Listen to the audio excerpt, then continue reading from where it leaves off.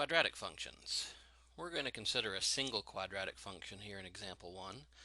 The function f of x is equal to x squared minus 5x plus 4. We're going to graph it in an appropriate window.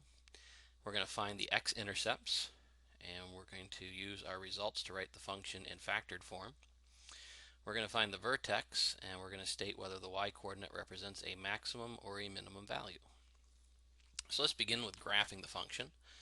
We'll go to the y equals menu, and we'll type in x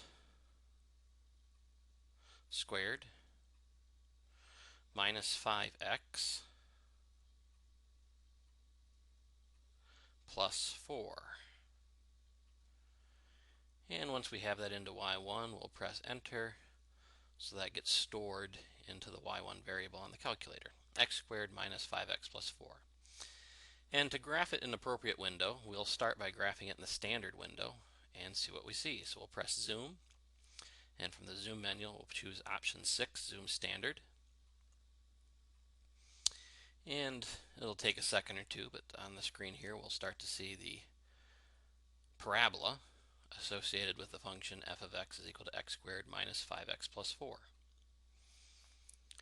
And we can see both x-intercepts. We're going to be asked to look at the x-intercepts. And we can see this dip here, kind of where the function gets to its lowest point or minimum point.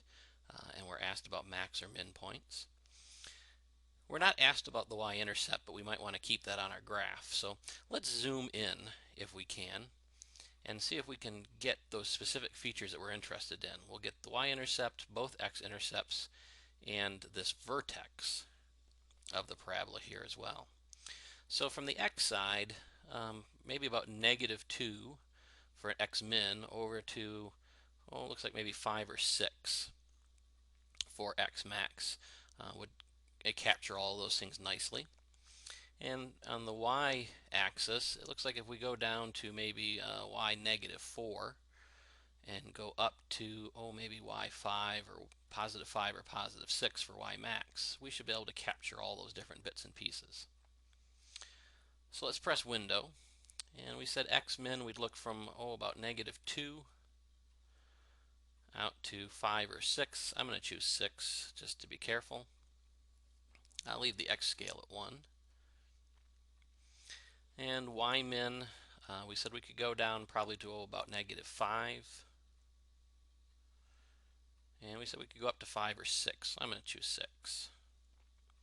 So there's one possible window setting, -2 to 6 for x min and x max, -5 to 6 for y min and y max, leaving the scales at 1.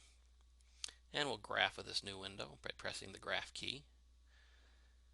And we'll make sure as it graphs that we get all the different features we wanted. There's the y-intercept. So that one's pretty easy to see. The first x-intercept. Here's our vertex, our second x-intercept, and then the graph goes up again. So this is a little bit of a close-up of what we saw before. This is a more appropriate window than the previous one because it shows us all those features very nicely, very up close, and it's easy to distinguish one from the next. It'll be easy to use the various functions of the calculator to find values for these points. The next thing we're asked to do in this case is to find the x-intercepts. So let's find those before we worry too much about using our results to write the function in factored form. So to find an x-intercept, what we're looking for is a point where the function takes on the value 0, where it crosses the x-intercept. Its y value or function value is 0. So if we press second and the trace key to go into our calc menu, we'll find option number 2, the 0 option, and that's the option we use to find x-intercepts. So I'll press number 2, and if you remember from doing this in chapter 1, we're going to have to answer 3 questions: left bound, right bound, and guess. So I've already started to move my cursor to the left. We're going to look at the left x-intercept first, and I want to find a point on the graph to the left of that x-intercept. That's my left bound. This one right here looks pretty good. So I'm going to press enter, and the calculator informs me that it's set that now as a left bound. It wants to know what a right bound is, so I'm going to move to the right, past that x-intercept, a couple of clicks, and I will set a right bound and press enter. And now we've told the calculator that that 0, or x-intercept, is somewhere between those two bounds. For our guess, we're going to cursor and try to get the cursor right on top of that intercept. That looks like a pretty good guess right there. So I'm going to press enter, let the calculator do its work. And the calculator comes back and tells me the x-intercept is 1 and 0. I'm going to write that down in my sheet here so that I remember it. So it's the point 1, comma 0. Now let's go and find the other x-intercept.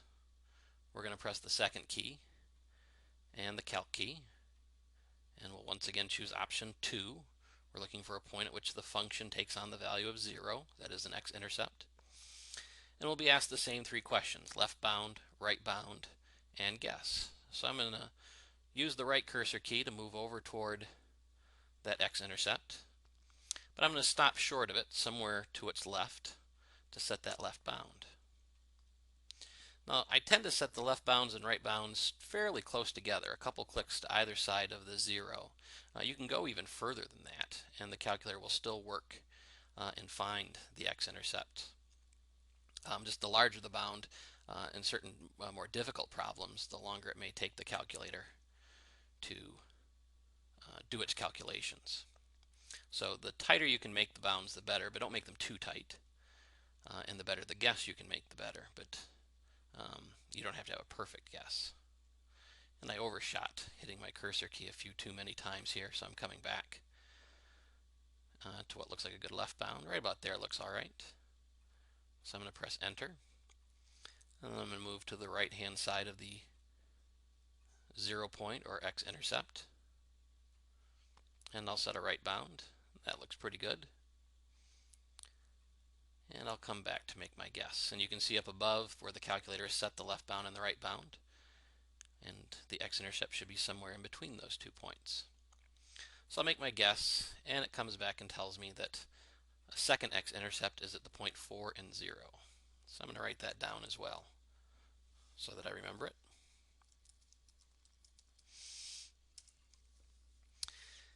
And then this problem asks us to use our results to write the function in factored form. All right. So what we're being told here is that when x is 1, the function will take on a value of 0.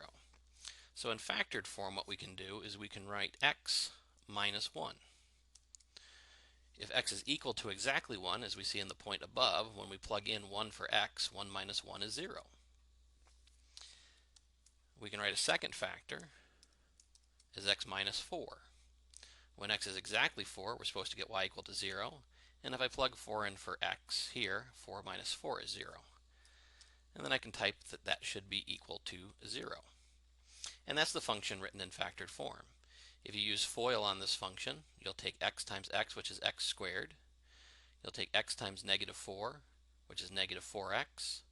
Negative 1 times x, which is negative 1x. Negative 4x and negative 1x is the negative 5x we see in the middle term. And then the last part of multiplying these things together is negative 1 times negative 4, or positive 4. And in multiplying that out, we see that we get it back exactly to the original function. Now, we've written this really as a quadratic equation. A better way to write this in this case is to write this as f of x is equal to x minus 1 times x minus 4.